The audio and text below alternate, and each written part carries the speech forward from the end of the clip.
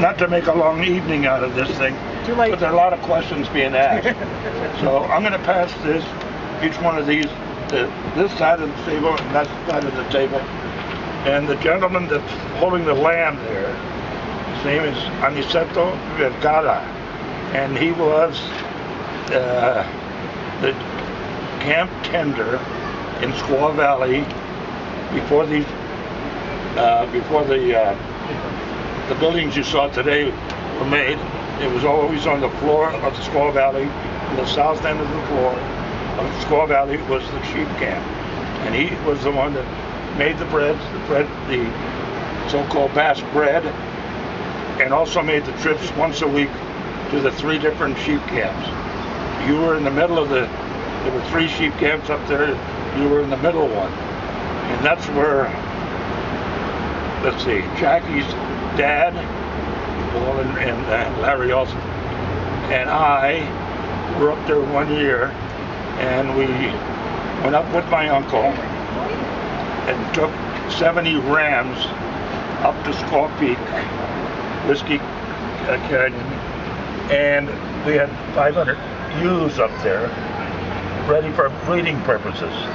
Well, when we got up there, it took us several hours because sheep are tough to move, and they only had 2 dogs to help move the sheep. We got there, and the sheep were tired. You know, it was a long haul.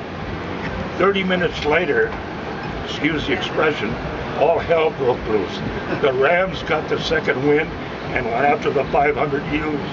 And if you want to learn something about nature, that was the time to be there. It was not only interesting, but it was, I'll tell you, it was a mess. Anyhow, I saw Aniceto, the one that you see here, my last trip to Spain, and he was retired, living with a niece near my mother's place in the Carreteras de Roncesvalles, and it's the road that goes to Roncesvalles.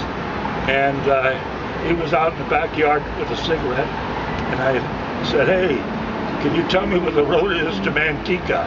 And he had a shock. Wow. And then he realized that it was me.